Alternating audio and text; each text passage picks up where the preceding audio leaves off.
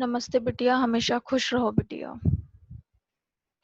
Myself, JVN Dr. Astha Sikarwar, Assistant Professor, Department of Organ of Medicine, Faculty of Homeopathic Science, Jyoti Vidyapeeth Women's University, Jaipur. Today's topic is the law of similars. This topic is from JT Kent Philosophy.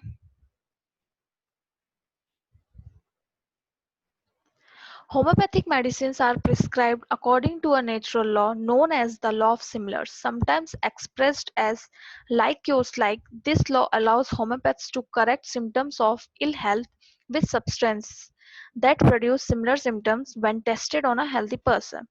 This depends on the following homeopathic law of nature, which was sometimes indeed vaguely surmised but not hitherto fully recognized, and to what is due very every real cure that has ever taken place. A weaker dynamic affection is permanently extinguished in the living organism by a stronger one if the latter is very similar to the former in its manifestations. In this paragraph, Hahnemann distinctly declares that the phenomena of cure depend entirely upon fixed law, the law of similars, or the law that governs homeopathy. After Hahnemann had made a number of provings, he gathered together from the literature a great number of reported cures for the purpose of observing whether the cures had been made accidentally or from purpose, and whether they were in accordance with the law of similars or with the principle of dissimilars. In every instance, he was able to see that the cures had been made in accordance with the law of similars, that the drug which cured in each case was capable of producing symptoms to those which it cured. This is true in all plants, under all circumstances, and all other apparent cures are not cures but suppressions. A dynamic disease in the living economy of man is extinguished in a permanent manner by another that is more powerful when the latter bears a strong resemblance to it in its mode of manifesting itself. That sentence seemed to be about the best way of expressing the law in Hahnemann's time.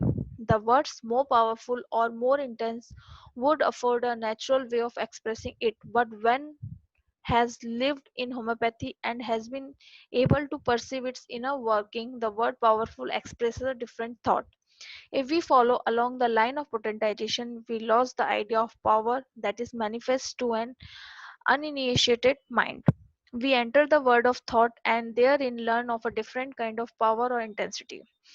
When we think naturally of power or intensity, the mind is at once carried to the idea of intensity as in an electrical problem in which we increase the intensity by increasing the number of batteries.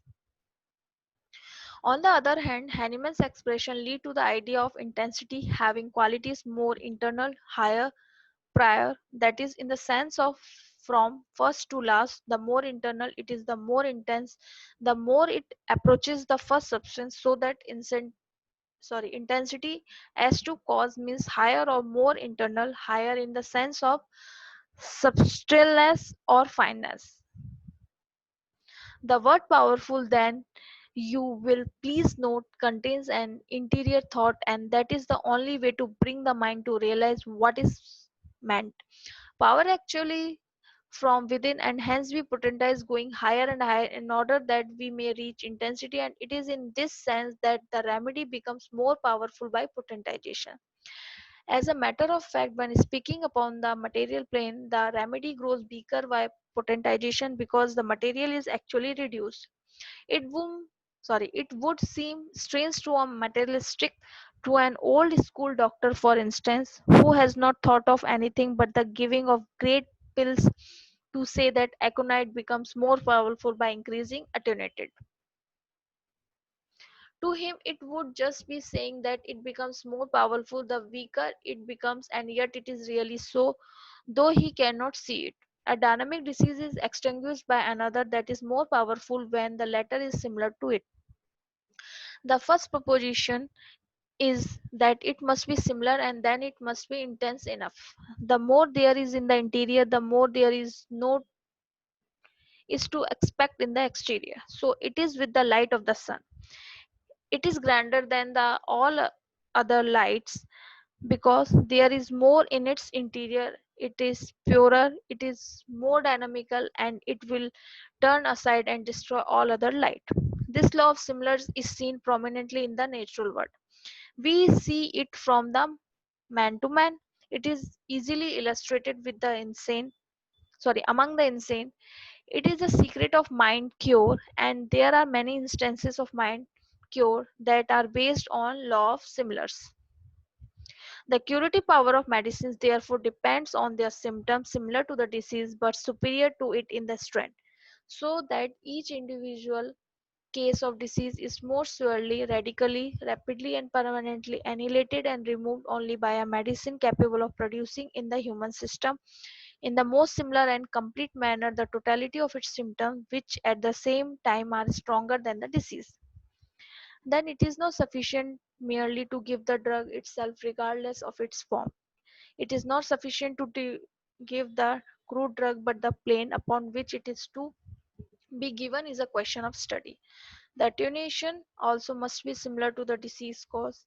In approving the crude drug may bring forth a mass of symptoms in one prover, but when a person is sick, those symptoms will not be touched by the crude drug because the patient does not sustain the similar reaction or the susceptibility that the one did who proved it. This session powered by digital version 2.0 Jyoti Vidyapeeth Women's University. I hope you are satisfied with my digital session. If you have any query, please mention it in comment box. I will resolve it. Thank you.